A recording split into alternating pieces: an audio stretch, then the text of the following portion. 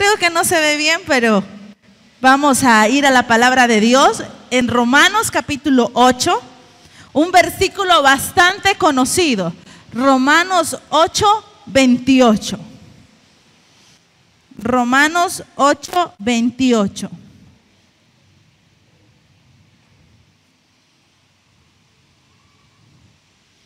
Romanos capítulo 8, 28, ¿lo tenemos? Nos ponemos de pie para honrar la palabra del Señor. Voy a leer la versión NBI y dice, NBT, y dice así: y sabemos que Dios hace que todas las cosas operen para el bien de los que lo aman y son llamados según el propósito que Él tiene para ellos. Leo de nuevo y dice: y sabemos que Dios hace todas las cosas que operen para bien de los que le aman y son llamados según el propósito que tiene para ellos. Amén. Pueden sentarse, hermano. ¿A cuántos les gusta este versículo? Voy a preguntar de nuevo, ¿a cuántos les gusta este versículo? Que Dios obra todas las cosas que nos pasan a nosotros para bien. Amén. ¿Cuántos creen eso? ¿Cuántos lo han vivido? Y esta mañana tenía la opción de dar este mensaje con mucha esperanza y verdad, pero lo quiero dar de una manera diferente. Estos versículos son muy conocidos y muy repetidos, pero muy pocos vividos. Yo quiero ir al contexto de quien lo dijo. Vamos a ver, ¿quién escribe la carta a Romanos? El apóstol Pablo. ¿Quién era Pablo? ¿Por qué Pablo está escribiendo que todas las cosas obran para bien de los que le aman? ¿Por qué Pablo escribe eso? ¿Acaso Pablo tenía mucho? ¿Acaso Pablo no había pasado persecuciones? De ninguna manera. Pablo, desde el momento que llegó a Cristo, día tras día perdió todo. Día tras día dejó de ser para ser. Día tras día era un nadie. Ahora lo conocemos como lo conocemos, pero en aquella época no era así. Y este hombre que tanto había sufrido y tanto estaba entregando día con día, y cada vez que Pablo llegaba a un lugar a predicar el evangelio, comúnmente sus hoteles eran las cárceles, hoy está diciendo a base de su testimonio que todo obra para bien de los que aman. Cuando lo vemos desde ese punto, es poderoso. Un hombre que está perdiendo todo está diciendo es para bien. Y yo me voy a aquel versículo donde él también pone: para mí el vivir es Cristo y el morir es ganancia. Todos los días va perdiendo y todos los días él va creyendo. Y quiero llevar un versículo a un contexto diferente. Vamos a ir a una entrevista. ¿Cuántos ven Netflix aquí? Ay, no se hagan, que ahí los oigo hablar. Bueno, imagínense que en Netflix, la última entrevista del apóstol Pablo. Llega el entrevistador de un programa y el entrevistador en su semblante se puede ver la prepotencia, porque va a entrevistar a un anciano que ha revolucionado el mundo de esa época. Y se imagina a alguien altivo, a alguien bien vestido, a alguien muy erguido, y entra a la cárcel y va a hallar al apóstol Pablo. Pero Pablo no es nada de lo que él pensó. Es más, en él no hay prepotencia, como a veces lo hay en nosotros. Él se ve bastante adolorido, casi ciego. Quizás dicen por ahí algunos que era jorobado. No era un hombre físicamente poderoso. Aún la Biblia lo dice: eres poderoso en tus cartas, pero débil en presencia. Pablo era un hombre de apariencia débil. Y entra el periodista y con prepotencia empieza a preguntarle. Yo quiero que usted se imagine. ¿Cuántos usan su imaginación? Sí, ¿verdad? Usted se imagina esa entrevista. El apóstol Pablo, un anciano ahí sentado, muy adolorido, muy anciano, sufrido. Y está este periodista bien vestido enfrente de él. Y le empieza a preguntar: Pablo, ¿tienes familia? Y Pablo responde: no, no tengo. Pablo, ¿tienes ahorros? Y Pablo responde: no, no tengo. ¿Tienes alguna casa, Pablo? Y Pablo responde: no, no tengo. ¿Algún medio de transporte, algún vehículo? ¿Tienes algún vehículo, Pablo? Y Pablo responde una vez más: no, no tengo. ¿No tienes ninguna posesión, Pablo? Nada físico. ¿No tienes nada, Pablo? Y Pablo responde: bueno, tengo mi túnica y algunos pergaminos. Y le vuelve a decir el entrevistador: yo pregunto por algo valioso. Pablo, ¿tienes algo valioso? Y Pablo, comienza a pensar y dice: sí, lo recuerdo. Extiende su mano, echa un puño y se le enseña: tengo mi fe. He guardado mi fe. Pablo, el hombre que escribe Romanos 8:28 que tanto repetimos nosotros, lo único que tenía al final de sus días era su fe. Pablo empezó a perder todo desde que llegó a Cristo. Eso me conmueve a mí porque me pongo a pensar que este hombre que cada vez perdía todo y se quedaba sin nada, expandió el evangelio en su tiempo como nadie. Como nadie. Este hombre, por su actitud, por la manera en que vivió su vida, expandió el evangelio como ninguno. Y me pongo a pensar cuántos hubiéramos crecido en la iglesia, tanto en El Salvador y en el mundo, si en vez de haber más Judas, más Pilatos, más Tomás, hubieran más Pablos. Hombres y mujeres que van perdiendo día a día porque saben que van acumulando allá día a día. Y este mensaje lo he titulado Los más buscados. ¿Sabe? Yo puedo venir a decirle a usted: hermano, no importa lo que esté pasando, todo obra para bien, y lo es así. Pero quiero llevar este mensaje a una necesidad de hoy en día. Yo creo que Dios quiere hacer grandes cosas con la iglesia, amén. No, quizás usted no lo cree, voy a volver a repetirlo. Yo creo que Dios quiere hacer grandes cosas con la iglesia, amén. Pero es necesario que hayan más Pablos, más personas que no repitan esos versículos solamente, sino que vivan la vida de quienes los escribieron. Más personas que no solo los tengan aquí en la mente. Bien, recuerdo en una ocasión andábamos predicando, fue hace muchos años, y yo andaba con un equipo de adolescentes, me parece que era, y eran de otra iglesia. Y yo empecé a notar que llegaban Mateo tal y tal, puro robot. Nada era real.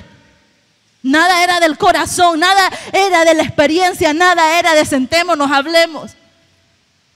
Qué triste es cuando hacemos las cosas mecánicamente. Así la iglesia no crece, y no estoy hablando de números, de sillas, no estoy hablando de estructura, estoy hablando de espiritualidad, estoy hablando de impactar a las naciones a través de nuestro testimonio, amén.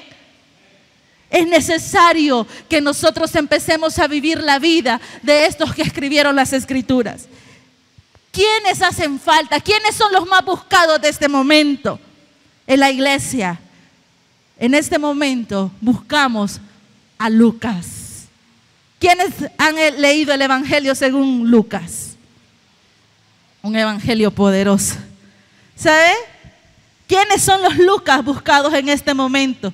Aquellos que toman su profesión y lo ponen a los pies de la cruz. Qué equipo más maravilloso tuvimos esta semana, ¿verdad? estuvimos acá de 8, ellos estuvieron desde las 7, de 7 a que terminó el culto. En ninguna manera ellos perdieron su buen ánimo. No perdieron el amor con el que estaban sirviendo. Es más, los pasamos a hacer el río de oración y todos empezaron a orar, pero ellos también oraban por las personas. Necesitamos a Lucas en nuestras iglesias. Necesitamos a personas que pongan su profesión, y miren lo que voy a decir, ponga atención, a los pies de la cruz, y que lo hagan con humildad. Y que lo hagan con humildad. No pensando que Dios me debe algo por lo que yo estoy dando para Él.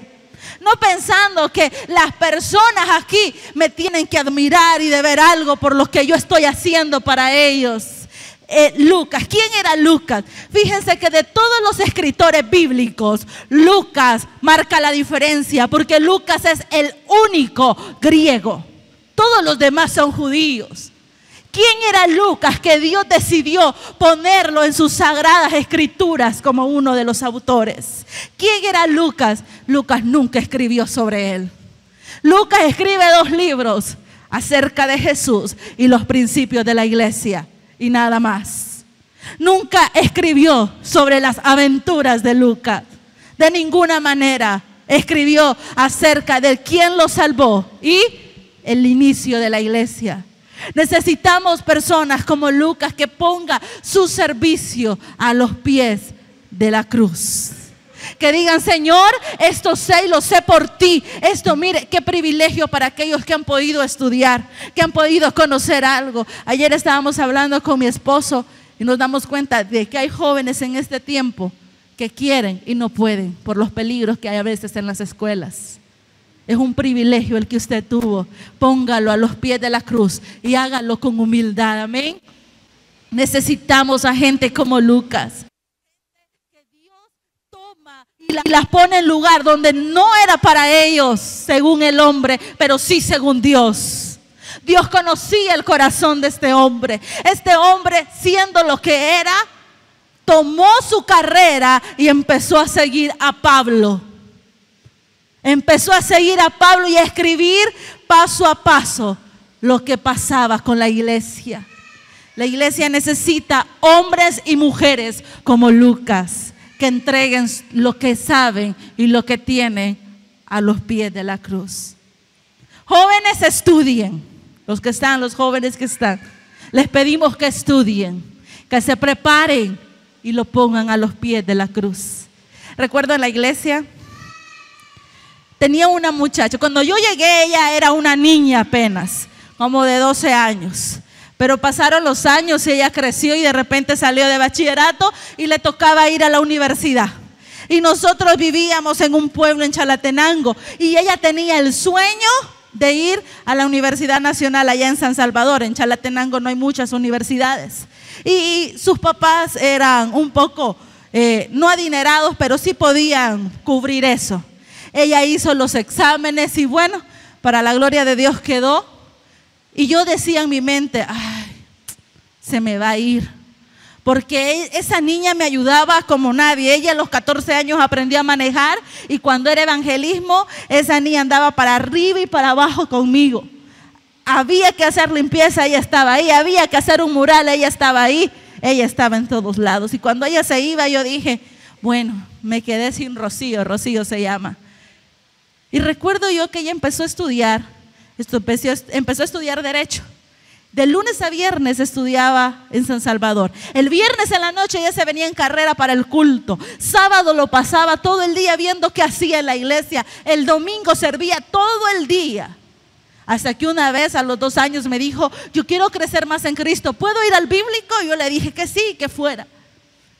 Y entonces hoy ella estaba de lunes a viernes en la universidad, después sábado en el bíblico, domingo y viernes en la noche servía todo lo que podía. Y yo recuerdo en muchas ocasiones que pasábamos todo el domingo ocupados en evangelismo. Y ella estaba conmigo, ella manejaba, ella me ayudaba en todo lo que podía. Y al final del día no era que yo le debía a ella, todavía me decía: hermana, vamos a comernos unas pupusas. Yo invito. Ella estaba sirviéndole al Señor. ¿Saben? Así pasaron todos los años. este año se gradúa de la universidad. Ya se graduó del básico del bíblico. Y se gradúa de la Universidad Nacional con honores. No va a hacer tesis porque su promedio fue alto. Solo pienso y recuerdo que Dios honra a quienes le honran. Nunca ella me dijo no puedo. En muchas ocasiones la necesitábamos en medio de la semana. Yo no sé cómo esa niña hacía, pero ella llegaba y le servía al Señor. Nunca me dejó un ministerio, nunca me dejó un servicio, nunca me dejó nada por servirle al Señor. Por su carrera o sus estudios tenía la oportunidad quizás de hacerlo, pero no lo hizo. En la iglesia necesitamos más Lucas. Necesitamos gente que se prepare. Jóvenes, prepárense y pónganlo a los pies de la cruz. Aquellos que se han preparado y estén sirviéndole al Señor, nunca permite que Satanás ponga en su pensamiento: aquí devaloran lo que yo soy. Aquí no toman en cuenta mis estudios. No. Pablo era todo. Y dice la Biblia que lo tomó por basura a fin de conocerle. Necesitamos más Lucas. ¿A quién también necesitamos? Necesitamos a más personas como Bernabé. ¿Sabe? Bernabé a mí siempre me ha llamado mucho la atención su historia. No es muy nombrado, no es muy conocido, pero eso sí, Bernabé hizo dos cosas que realmente cambiaron el rumbo de muchas vidas. Dice la palabra del Señor que cuando el apóstol Pablo llega a los pies de Cristo, nadie quería andar con él. Era lógico, hermano, hace unos días arrastraba a los cristianos y los mataba, y hoy estaba predicando con ellos. Este está infiltrado, decía la gente, este no le creemos. Pero Bernabé tenía un corazón y ojos de Cristo.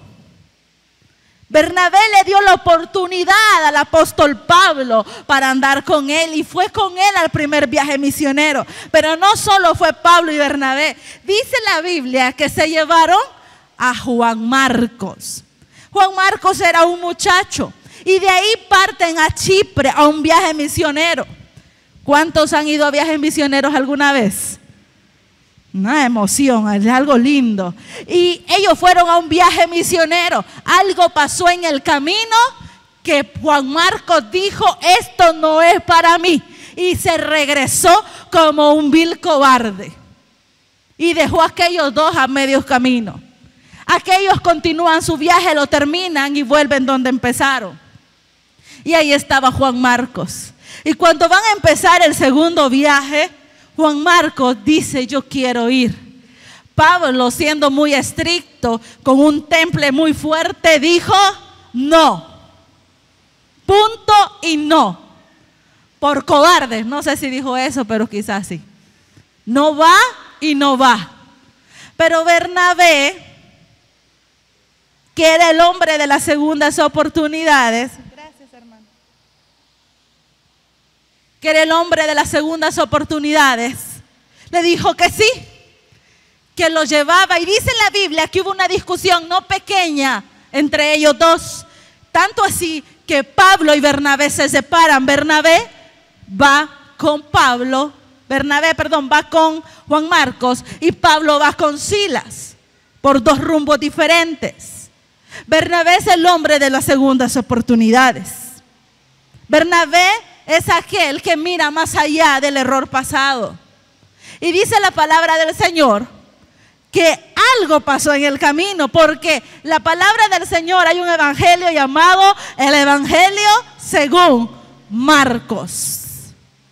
Imagínense si no le hubieran dado esa otra oportunidad a Marcos. Tanto así que para Pablo, quizá Bernabé al principio era un inútil, pero más allá en sus cartas, Pablo escribe: tráiganme a Marcos, porque me es útil para la obra del ministerio. Pasó de ser el inútil al útil. ¿Por qué? Porque hubo alguien que le dio otra oportunidad, y ese era Bernabé. En la iglesia necesitamos a Bernabé. Necesitamos a gente que deje de ver el error pasado y dé nuevas oportunidades. Yo no sé si entre esas oportunidades ¿va a estar un Pablo o va a estar un Juan Marcos? Muchos de los evangelios fueron escritos a base de los evangelios de Marcos. Fue el primer evangelio escrito realmente. Es importante que nosotros seamos un Bernabé. Yo me fijo con los jóvenes. No voy a decir que pues sí, a veces, ¿verdad? Algunos se portan mal y otros se portan re mal. Es normal. Pero a veces nosotros como adultos le cerramos la puerta a las primeras. Una media cara nos hacen y que hacemos un show tan tremendo.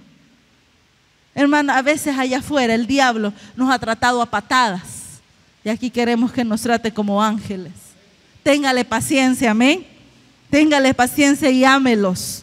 Porque eso va a mostrar más luz y más Cristo en usted que lo contrario. ¿A quién más necesitamos en la iglesia? En la iglesia también necesitamos a Esteban. Dice la Biblia que Esteban era un diácono de la iglesia. Y dice la palabra de Dios que este diácono estaba lleno del Espíritu de Dios y de sabiduría. Si la iglesia, si nosotros como iglesia fuéramos más llenos del Espíritu, ¿de qué está lleno usted? Hemos hablado del fruto del Espíritu, hemos hablado de estar llenos de Dios, de estar llenos del Espíritu Santo, pero en muchas ocasiones estamos llenos de cualquier otra cosa, menos del Espíritu Santo. En una ocasión estábamos ahí arriba y preguntamos cuántos jóvenes eran cristianos, cuántos reconocían a Jesús como su Salvador. Habían unos 70, 80 jóvenes. ¿Saben cuántos levantaron la mano? Como 15. Y si yo hago la pregunta acá, ¿cuántos levantarán la mano? ¿Cuántos están llenos del Espíritu Santo? Amén. Esteban estaba tan lleno del Espíritu Santo que hacía más de lo que se le pedía. Dice la Biblia que el trabajo de Esteban era servir a las mesas, pero él salía a evangelizar también, pero él andaba a la par de otros también, tanto así que fue el primer mártir de la iglesia.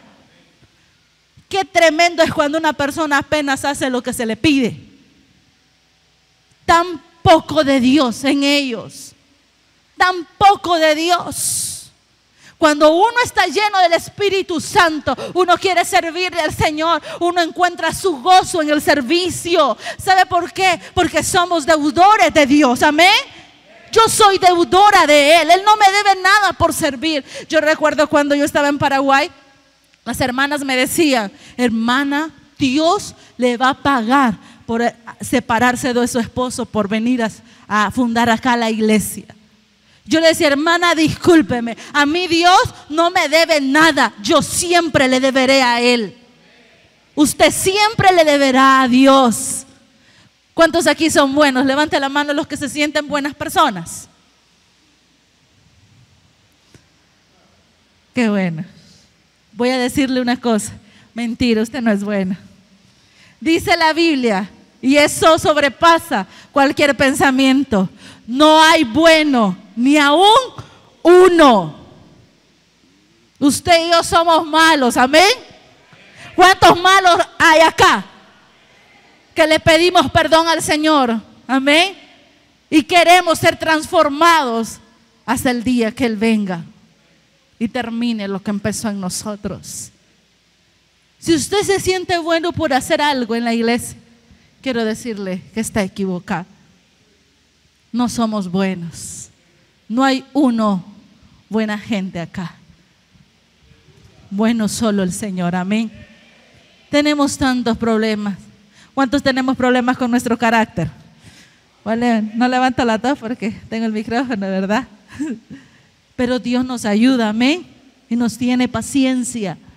Hermano, qué importante es estar lleno del Espíritu Santo. Dice la Biblia que debemos menguar para que Él crezca en nosotros, amén. Menguar para que Él crezca en mí. No piense que lo que usted hace por la obra de Dios debe tener un premio aparte, no. Usted y yo somos deudores, amén. Y si hacemos algo, lo hacemos para Dios. Si hacemos algo, lo hacemos para el Rey, no para los hombres. Por eso hay que hacerlo con excelencia. No solo cuando el pastor Kenton pasa, No solo cuando la hermana Eunice pasa. Hay que hacerlo en todo el tiempo, porque los ojos de Jehová están sobre los hombres, viendo todas sus acciones y aún más allá de sus pensamientos.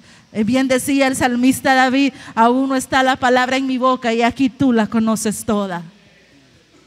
Qué importante es servir al Señor, pero solo cuando pasa eso, cuando estamos llenos del Espíritu Santo. Si estamos llenos de carne, ¿sabe qué va a salir en nuestro servicio? Pura carne, puro filete, solo eso va a salir. No va a salir nada más, porque estamos llenos de mí, de mi orgullo, de lo que yo pienso, de lo que yo quiero.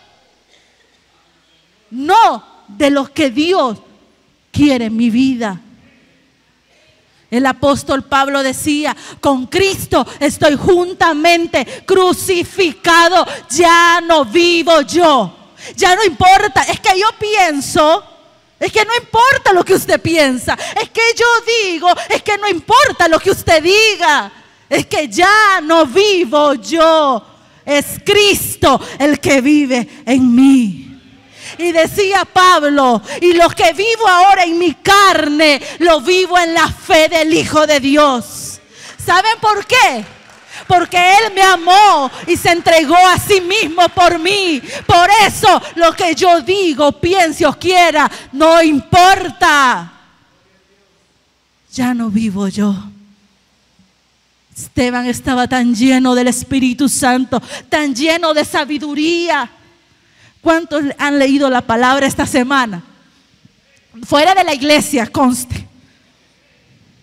¿Sabe por qué nos va tan mal? Porque no leemos la Biblia. Yo le voy a decir algo. Mire, qué tiempos más hermosos de alabanza hemos tenido, ¿verdad? Gloria al Señor. Estos días hemos tenido tiempos hermosos, pero no sirve de nada que usted venga, chille, rebote, pues se pare, vuelva a caer, vuelva a levantarse. No sirve de nada si usted no vive conforme a la palabra. No sirve de nada. Es inútil. Las emociones humanas siempre están al flor de piel.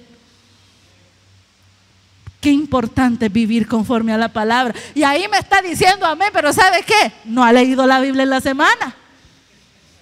No importa entonces. No tengo tiempo, levántese 5 minutos más temprano. Por de las cosas que yo oro al Señor con mi esposo, es porque en medio del activismo podamos encontrarnos con Él. Porque como salvadoreños no somos tan disciplinados, ¿verdad? Nos cuesta, dejamos las cosas a medias, decimos nos levantamos más temprano, pero no podemos. Lo hacemos una semana, después dejamos, nos cuesta. Lastimosamente no es algo que se nos inculca desde pequeños, pero es importante que fuera o dentro de disciplina usted se encuentre con la palabra. Esteban estaba lleno de sabiduría y esa sabiduría lo llenó de perdón. Imagínese usted esta semana, no vayamos más allá, ¿cuántos han sido ofendidos esta semana? Imagínese Esteban, hermano. Estaba allí predicando, alrededor la gente, entre ellos Saulo de Tarso. Y todos iban a apedrearlo. Piedra en mano, no crea que una cosita así, ¿verdad? Piedra en mano, hermano, para matar, piedra en mano. Y todos dispuestos a matarlo. ¿Sabe qué estaba diciendo Esteban? Con Dios se la van a pagar. Eso estaba diciendo. ¿Sabes qué, Señor? Por mí no ha pasado nada. Así le estaba diciendo. Eso a mí me sorprende, hermano, porque nosotros clamamos justicia divina cada rato. Y un hombre lleno de Dios nunca clama justicia divina. Siempre dice: Señor, no le tomes en cuenta este pecado. Esteban estaba allí a punto de morir, diciendo: no les tomes en cuenta esto, porque veo al Hijo de Dios sentado a la diestra del Padre. No importaba. Es necesario estar lleno del Espíritu Santo. ¿Sabe? Vivimos con tantos rencores en nuestro corazón. Vivimos arrastrándolos, pidiendo: Padre, encárgate de mis enemigos. Pelea por mí. Dice, vamos ahí a Romanos 8:31. Si me acompañan. Este es otro versículo para los que claman justicia divina. ¿Qué podemos decir acerca de estas cosas tan maravillosas? Si Dios es a favor de nosotros, ¿quién podrá ponerse en nuestra contra? Ese versículo nosotros nos gusta repetirlo, ¿amén? ¿Verdad que nos gusta? Si Dios es conmigo, ¿quién contra mí? ¿Y qué pues? ¿Verdad? Pero quiero decirle algo. Este hombre que estaba escribiendo eso, dice después en una de sus cartas, azotado más de 5 veces, náufrago. ¿Sabe cómo murió ese hombre? Decapitado por el Imperio Romano. No está hablando de venganza divina, está hablando que de paso a paso, en la vida cristiana, no hay nadie que se nos oponga. Cuando es la voluntad de Dios pasa. Cuando esa sierra no es de Dios, cuando esa puerta no es de Dios, se cierra y punto. Y cuando es de Dios, se abre en par en par. Solamente que usted sea necio, ¿verdad? Porque hay dos voluntades de Dios. La voluntad de Dios que dice sí, es la voluntad de Dios. Donde Dios dice sí, es mi voluntad. Y la que dice, ay, sí, ya estuvo. Eso querés, eso tenés. Las dos voluntades perfectas de Dios. La suya y la de Él. Qué importante es que hayan en este tiempo personas como Esteban, llenas de Dios. ¿Cuánto necesitamos ser como Esteban, llenos de Dios? Yo necesito llenarme de Dios, hermano, porque en ocasiones me encuentro peleando hasta conmigo misma y me doy cuenta que estoy llena de mí y no de Él. ¿Como quién más necesitamos también? Necesitamos gente como el que escribe la carta a los romanos, como Pablo. Vivimos tan apegados a este mundo, vivimos tan apegados a lo que nos rodea, tan apegados a mi vida, a mis sueños, a mis promesas, a mis deseos, a mi voluntad, que cuesta tener una clase de vida. Cantamos esa alabanza que dice, dame tu vida, ¿verdad? Esa clase de vida que sabes dar. Y a saber qué se imagina uno, ¿verdad? Que sabes dar. Se imagina una casota, un carrote, un trabajón, ¿verdad? Una cosa maravillosa. Y hasta con las manos arriba, dame tu vida, esa clase de vida que sabes dar. Con tanta emoción, en vez de cantarle al Señor, dame tu vida, esa clase de vida que sabe dar, que sabe dar. El apóstol Pablo vivió desde que vino al Señor desapegado, empezó a dar, a dar, a dar, a morir a él mismo, menguar para que crezca el Señor, menguar a lo que yo quiero para que se haga lo que Él quiera. Es que yo tengo mis sueños, pero yo quiero decirle que la voluntad de Dios es perfecta, es agradable y es buena, es mejor, que sabe dar. Recuerdo que yo siempre fui muy de metas, muy de metas. Desde que iba a 4º grado, yo ya sabía que quería estudiar. Siempre fui así. Y cuando yo llego a Cristo, que ya fue a 18 años, aunque crecí en la iglesia, cuando yo llego a Cristo, yo me enamoré rotundamente del Señor. Yo ya estaba en la universidad, pero de repente todo dejó de tener sentido para mí. Todo lo que quería hasta ese momento dejó de tener sentido y ya no llenaba mi alma, ya no llenaba el deseo de servirle al Señor. Me acuerdo que en las clases, en vez de decirle al catedrático sí, le decía amén. Sabía que algo me pasaba, que yo soy de las que le pongo todo el corazón a algo, mejor no lo hago, no es para mí. Y algo pasaba ahí. Y entonces yo tomé la decisión, la mejor decisión de mi vida. Y dije, jóvenes, estudien, no se confundan. Yo tomé la decisión de dejar todo y servirle al Señor. Y nunca, nunca, nunca, nunca me he arrepentido de eso. Y Dios me ha hecho inmensamente feliz. Y aquí vamos día a día dando todo, entregando todo, entregando todo, entregando todo. Y cuando uno cree que ya tener, Dios le vuelve a pedir todo y vuelve a entregar todo. Esa es la vida cristiana realmente. Dar todo, dar todo. El apóstol Pablo pone en una de sus cartas a los Gálatas: para mí, el mundo, la voy a parafrasear, no tiene nada para mí, ni yo tengo nada en el mundo. No hay nada entre nosotros. Había hecho una división entre él y el mundo totalmente. El mundo, no había nada que Pablo quisiera en el mundo, ni el mundo tenía nada en Pablo. Él había muerto a todos sus deseos. Él decía: a mí que nadie me diga nada, yo llevo en mi cuerpo las marcas de Cristo. Él estaba entregando. La iglesia necesita con urgencia a más ovejas y menos pavos reales. Necesita con urgencia más personas que quieran ser como Cristo y menos que quieran ser vistas. Decía un profesor mío de misiones: ya hubiéramos alcanzado al mundo si no estuviéramos tan preocupados en salir en la foto. Ya hubiéramos alcanzado todo Santa Ana si no estuviéramos tan preocupados porque se nos respete, porque se nos dé nuestro lugar, porque se nos dé nuestra importancia. Ya hubiéramos alcanzado a todo Santa Ana si dejáramos que Cristo reinara en nosotros y nosotros menguáramos día tras día.